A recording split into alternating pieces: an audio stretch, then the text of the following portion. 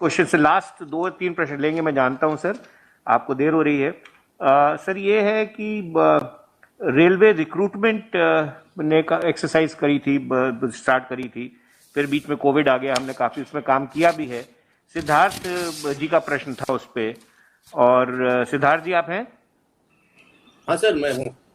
Please sir उसी पर नमस्कार। फोकस कीजिए। सर जो आरआरबी का एनटीपीसी का एग्जाम हो रहा था, वो कोरोना की जो दूसरी लहर हुई उससे जो है कहीं ना कहीं प्रभावित है। तो ये क्या स्टेटस है, कब तक इसको यानी पूरा कर लिया जाएगा? और एक छोटा सा इसी से जुड़ा हुआ एक और है, जो एलएलपी और टेक्निकल कैटेगरी की जो भर्ती चल रही थी, जिसमें ट्रेनिंग होनी है, तमाम चीजें हैं, तो उसका क्या स्टेटस? क्योंकि अभी भी ट्रेनिंग कंप्लीट नहीं हुई है, तमाम लोग परेशान हैं जी। सिद्धार्थ, आपका क्वेश्चन पर्टिनेंट है और एक लाजमी सवाल आपने पूछा है। एज फार एज रेलवे में हम अगर आप देखा जाए तो हमारे पास से जो हम लोगों ने अपने पोस्टों को भरने की प्रक्रिया शुरू की थी, इसमें कुछ एरियाज़ में कुछ हमारे जो सेंट्रल एडवर्टिजमेंट्स निकले थे उसके हिसाब से हम लोगों ने लास्ट ईयर ग्रुप डी की भर्ती की थी। 1,43,000 वैकेंसी हमने भर दी थी, जिसमें 64,000 वैकेंसी एएलपी और टेक्नीशियंस की थी। लेकिन आपकी बात ठीक थी, कई सारे इसमें एएलपी, करीब 5,000 एएलपी अभी भी हैं जिनको कि या तो वो ट्रेनिंग में है या वो अभी आ रहे हैं हमारे पास। क्योंकि जैसे कि आपको मालूम है, कई स्टेट्स में भी इस तरह के इंस्ट्रक्शंस हैं हमारे पास कि ट्रेनिंग सेंटर्स अभी चालू नहीं है पूरी तरीके से। तो हम लोगों ने जहाँ जहाँ पे स्टेट गवर्नमेंट से बात करके उनकी परमिशन लेके स्टेट गवर्नमेंट्स में हमने ट्रेनिंग सेंटर्स को चालू कराया है और एएलपीज की ट्रेनिंग कराई है। इसीलिए ये नंबर अब घट के इतना रह गया है। लेकिन मुझे उम्मीद है कि अगले 1 महीने में ये भी सब लोग काम पे आ जाएंगे, मतलब at least they will be joining the training. जैसे आप बता रहे हैं कुछ लोगों को अभी कॉल लेटर मिले हैं या मिलने वाले हैं, but they are yet to start the training. तो जो माइंड में दुविधा रहती है वो खत्म हो गई है।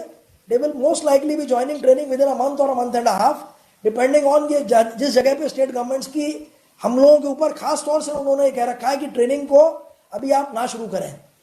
लेकिन कोशिश यही है कि हो जाए। अब मुझे लगता है कि ये कोविड की इसमें पेंडेमिक में भी काफ़ी कमी आ रही है, तो उम्मीद है कि 1 से 1.5 महीना या 2 महीने में सारे के सारे लोग, जो बचे हुए लोग भी हैं, वो भी ट्रेनिंग शुरू कर देंगे। और जिनकी ट्रेनिंग ऑलरेडी चल रही है, जहाँ पे इस तरह का रोक नहीं है, वो भी पूरा हो जाएगा। अब आपकी बात थी एनटीपीसी कैटेगरी की। एनटीपीसी कैटेगरी की नोटिफिकेशन जो हम लोगों ने निकाली थी, इसमें करीब 1 करोड़ से ज़्यादा लोगों ने अप्लाई किया था। और एनटीपीसी कैटेगरी में हमारे पास जो वैकेंसीज थी, करीब ये मेरे हिसाब से करीब इसमें वैकेंसीज जो थी वो 36,000 थी।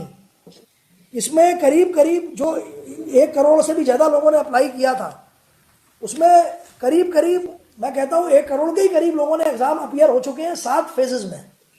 लास्ट का जो फेज था ये मई और जून वाला, ये अफेक्ट हो गया बिकॉज ऑफ दी कोविड। जैसे कि आपको मालूम है, एग्ज़ाम आप कॉमन लेते हैं जगह जगह पे एक ही टाइम पे एक ही दिन में, तो वो संभव नहीं है। क्योंकि जैसे आपने सुना होगा, अभी सीबीएसई का एग्ज़ाम है या बाकी जगह एग्ज़ाम सब रुके हुए हैं। जैसे ही हमें क्लियरेंस मिलेगा तो हम ये जो बचे हुए लोग हैं इनको भी हम बहुत जल्दी पूरा कर देंगे एग्ज़ाम इनका। तो ये बेसिक एग्ज़ाम इसलिए नहीं रुका है कि बेसिकली कोई और लिमिटेशन था। अगर होता तो हमने बाकी एग्ज़ाम भी नहीं किया होता। तो अगर 1 करोड़ से ज़्यादा का हम एग्ज़ाम ले चुके हैं, ये इस बात का द्योतक है कि exam is held seriously, people are appearing. और मुझे उम्मीद है कि ये जैसे ही ये पेंडेमिक का मामला ख़त्म होगा, क्योंकि हर एक गवर्नमेंट का अपना अलग अलग है, ये जो आप जो करवा रहे हैं ये इसका नोडल आरआरबी चेन्नई है जो इसको दिया गया है काम। तो वो सबसे पहले बात करते हैं आरआरबी से, स्टेट गवर्नमेंट से, कि कहाँ कहाँ पे जहाँ हमारे सेंटर्स हैं वहाँ पे क्या व्यक्ति आ पाएंगे हमारे पास। इसके अलावा बहुत सारे रिक्वेस्ट कैंडिडेट के भी आते हैं आरआरबी में कि अभी हम किसी भी पोजीशन में नहीं है आने के लिए। तो इन सबको नज़र रखते हुए हम ये भी देख रहे हैं कि एक प्रैक्टिकल तौर पे एग्ज़ाम कराएं, क्योंकि ये आप भी समझेंगे कि कोई एग्ज़ाम आपने जल्दीबाजी में करा लिया और बाद में आपके पास रिप्रेजेंटेशन आ गए, तो that will also be not be nice. But I can want to assure you कि एग्ज़ाम होगा और रेगुलर तौर पर ये आगे चलता रहेगा।